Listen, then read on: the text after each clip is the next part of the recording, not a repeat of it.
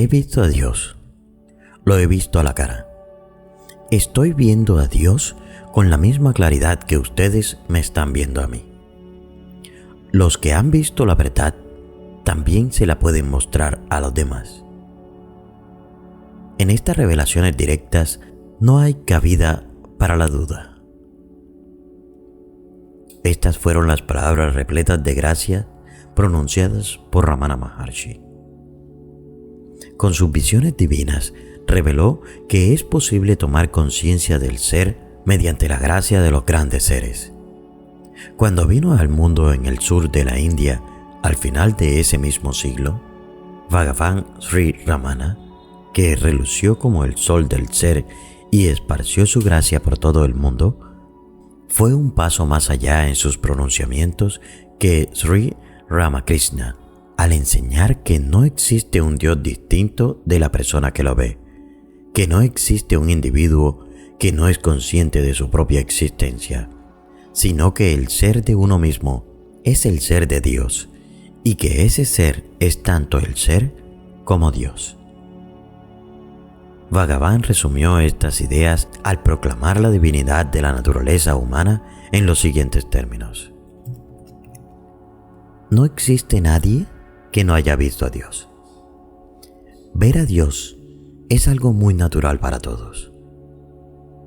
La ignorancia no es más que no ser conscientes de la verdad de esta experiencia natural del ser.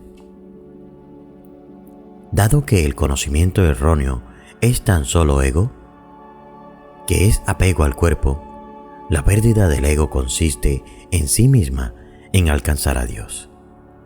Conocerse a uno mismo es conocer a Dios, y conocer a Dios es ser Dios.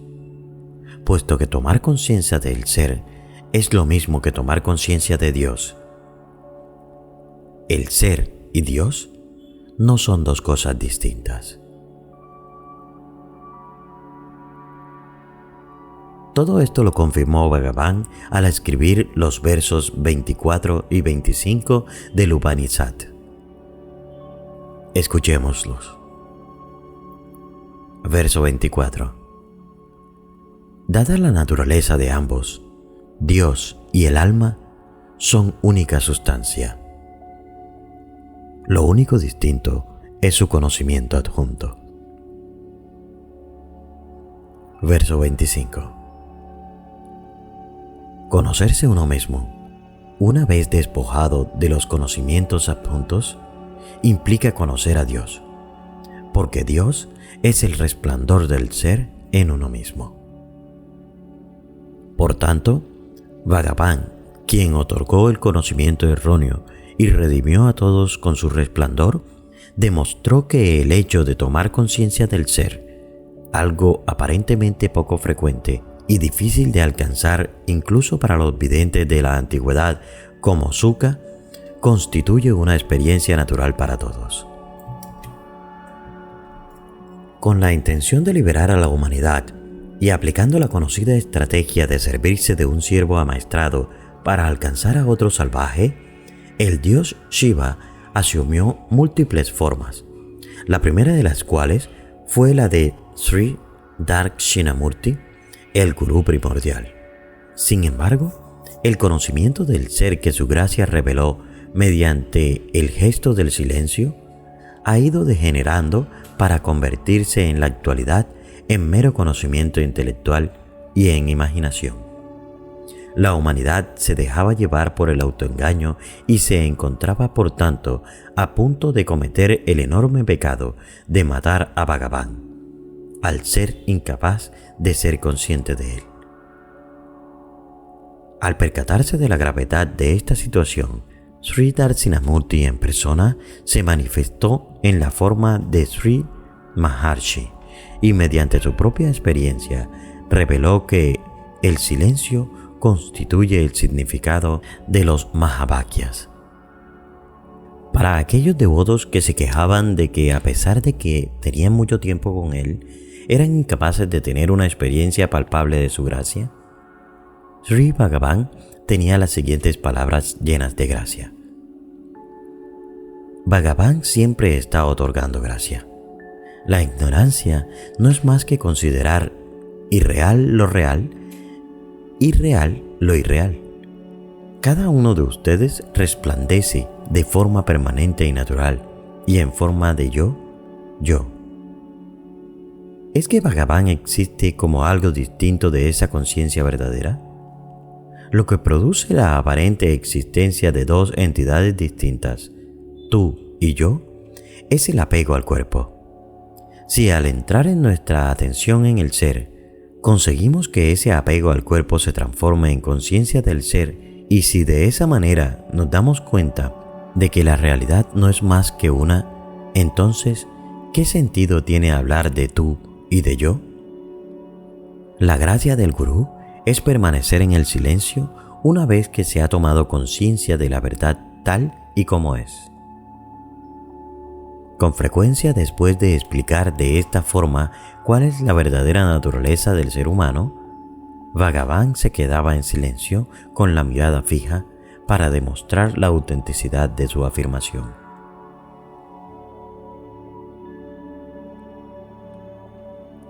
En los siguientes versos, Bhagavan describe la supremacía del silencio del gurú en semejantes circunstancias.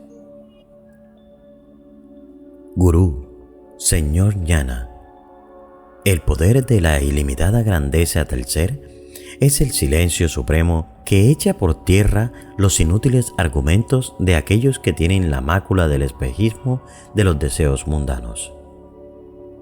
Sin matar al cuerpo, pero matando con su mirada al ego que adopta la pose de tener una existencia real, el gurú pone en evidencia instantáneamente la inexistencia de todas las irrealidades y revela con lo único que existe realmente el esplendor del Ser Supremo y único.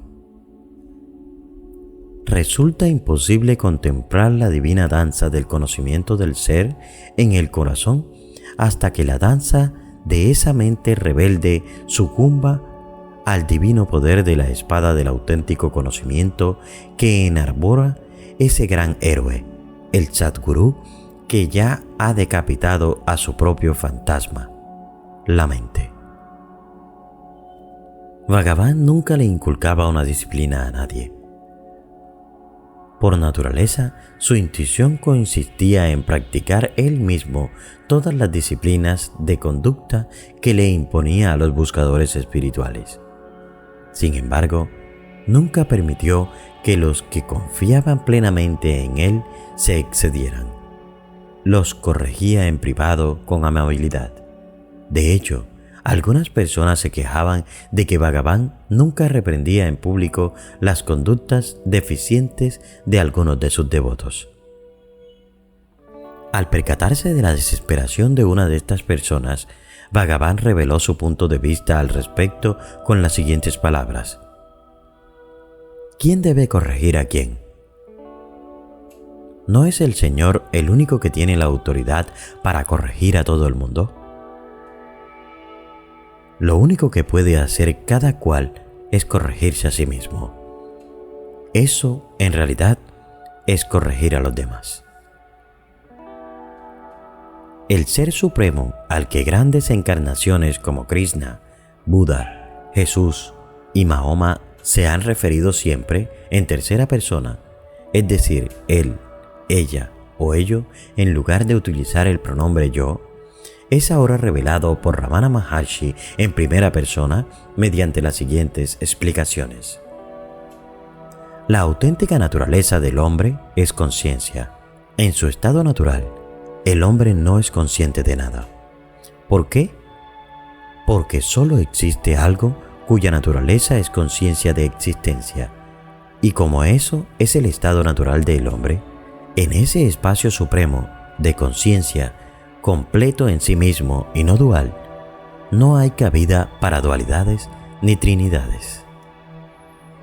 Por ello, la ciencia del ser no es más que el hecho de que el hombre reconozca que su auténtica naturaleza es puramente existencia-conciencia, dicha autoconciencia del ser, que no tiene limitaciones y además de la cual no puede existir nada más, se describe en términos de conocimiento-visión y de autoconocimiento del ser. Al tiempo que el Ser Supremo se lo califica de pleno y que las características de dicha plenitud son ausencia de dualidades y compartimentaciones, en el estado del Ser Supremo se sabe que en la verdad absoluta no existe la aparente Trinidad constituida por el proceso de ver, el sujeto que ve y el objeto visto, sino que es algo que solo se produce como fruto de la imaginación. Ramana Maharshi sostenía que la mente, al estar condicionada por nuestras experiencias, educación y cultura, tiende a construir conceptos y representaciones mentales de Dios basándose en nuestras creencias y percepciones. Estas ideas sobre Dios pueden variar enormemente de una persona a otra y de una tradición religiosa a otra. Ramana Maharshi enseñó que la mente es la fuente de todos los pensamientos y conceptos, incluyendo la idea de Dios, y por lo tanto, este puede ser considerado como una creación mental. Según él, la mente proyecta y crea diferentes ideas y creencias, y esto incluye la noción de un ser supremo y divino. No obstante, Ramana Maharshi también enseñó que más allá de estas construcciones mentales y conceptos, hay una realidad última que trasciende la mente. Él llama a esto yo o ser, y afirmaba que era la esencia verdadera de cada individuo, el yo. Según sus enseñanzas, la autorrealización implica trascender la identificación con la mente y sus creaciones, incluyendo la idea de Dios, para alcanzar una experiencia directa de esta realidad última. La idea de Dios surge de la profunda necesidad humana de buscar explicaciones y significados trascendentales. Los seres humanos tienen la capacidad innata de reflexionar y cuestionar el origen y la naturaleza del universo, así como su propio propósito y existencia. Esta búsqueda ha dado lugar a diferentes concepciones y representaciones de lo divino en diversas culturas y sociedades. Las experiencias personales y emocionales, como momentos trascendentales espirituales, incluyen la creencia de un ser supremo. Además, la influencia cultural y social, a través de tradiciones religiosas y enseñanzas transmitidas a lo largo de generaciones, han moldeado nuestra comprensión de Dios. La creencia de un Dios ofrece consuelo, esperanza y un sentido de propósito en la vida, satisfaciendo nuestra necesidad de significado y trascendencia. Sin embargo, es importante reconocer la diversidad de concepciones de Dios, influenciadas por factores individuales y colectivos como la educación, la cultura y la reflexión filosófica. Ramana Maharshi, conocido por su enfoque único y directo, impartía sus enseñanzas desde una perspectiva que buscaba trascender la mente y construcciones mentales, incluyendo la idea de Dios.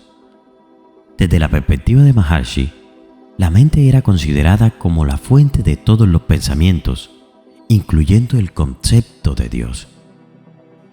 Él invitaba a sus seguidores a indagar su propia naturaleza, cuestionando quién o qué es el yo que experimenta los pensamientos y las percepciones.